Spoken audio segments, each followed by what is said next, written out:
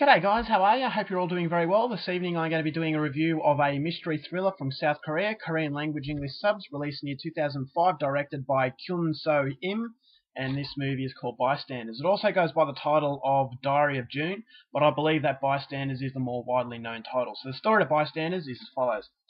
When a high school student commits suicide, inquisitive cop Ja-young orders an autopsy. Inside the student, the police find a tiny capsule that contains a page from a mysterious diary. Soon the police realize they have a serial killer on their hands and trace the diary back to a bullied student.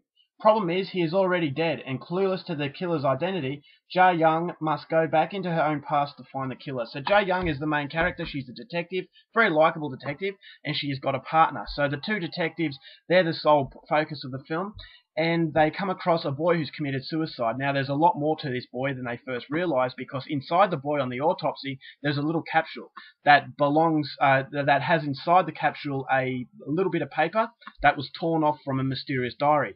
In this diary, it documents the life of this boy who had been bullied. Now, there's a lot more to this, because they find out that there is a serial killer on the loose, and it has something to do with this boy, and that the little capsules found inside the boy's body and the body of others leads, it's little clues into the identity of this killer. And pretty soon, Ja-young realizes that she's going to have to go into her own past in order to try and reveal the identity of this mysterious killer. So whether or not she can get to the bottom of the case in time, that's something you're going to have to find out for yourself, because that's as far as I am going with my synopsis. Now, my thoughts on Bystanders. I was really disappointed with this one. Now, considering how much I love South Korean cinema, they really, they just blow you away with the storyline, the way the story is told, just very South Korean, very unique. This movie does have a South Korean feel to it, but unfortunately it feels like a B movie to me. Now, the problem with it is that, have you ever had a friend or a relative, when they're telling a story, you know the story, and they like to just exaggerate it. They like to just drag it out as long as possible. And you're sitting there thinking, oh, just get to the point. Please, please, please. I could tell this story in 2 minutes. You're telling it in 12 minutes. That is what I felt with this film. I knew what the point was they were trying to make, but it just takes way too long to get to that point, and it becomes very tedious, and it's just very irritating, because I felt that the movie could have been cut off considerably, and it would have made it a hell of a lot better. As far as the thriller is concerned, it's just not thrilling enough. Yes, it is a mystery film, and the mystery element to the movie is really good. You want to know the identity. You want to know what's going on. But because it's taking so long to get to that point, you're becoming frustrated. And by the time the revelation has happened, it's a good revelation. I just thought, I didn't care, because I was just so happy to see that the film had ended. Now, that was a bit of disappointment, because as far as cinematography is concerned, it was very good, very South Korean, very bright colouring. You can actually tell it's from this area of the world. The acting was very good. The two cops, the detectives, were very well done. I mean, the characters were very likeable. For once, you don't have these irritating people. And I actually thought that when they were on screen, they took up the screen pretty well.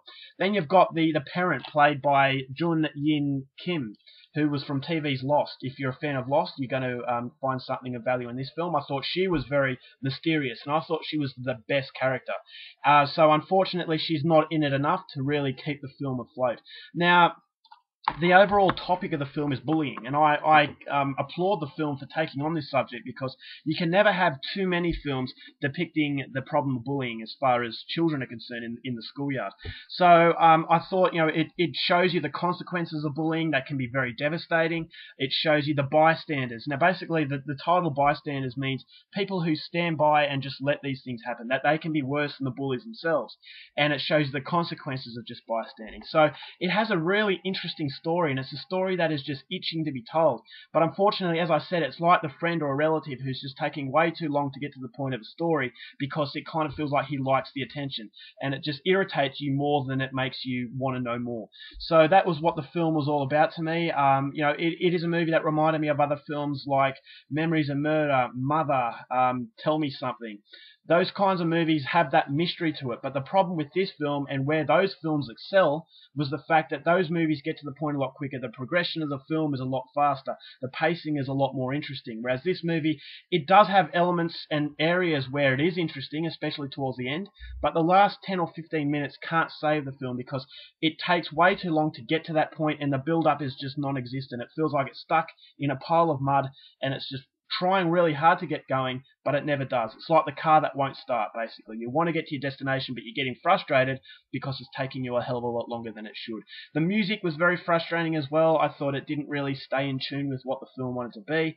And, the script was good. I thought the twists and turns in the film were good, but unfortunately, as I said, it just takes a little bit too long to get to those moments, and as a result of that, I was just really disappointed, and it came across as more of a South Korean B film than a feature film. So yes, it is a feature film, it is well made, it's well acted, but the execution was pretty poor, and unfortunately it's going to lose a lot of people's interest by the time it gets to the good stuff. So overall, for Bystanders, I'm giving it 2.5 stars. It is disappointing, but having said that, it's not the worst film ever, but after you watch it once, you're probably not going to want to watch it again. It's just not that memorable, and it will go into the pile of never watch again probably for me. So 2.5 stars for Bystanders. I was disappointed. Alright guys, that's my review. Hope you enjoyed it. Till next time, keep watching movies, and I'll see you later. Bye.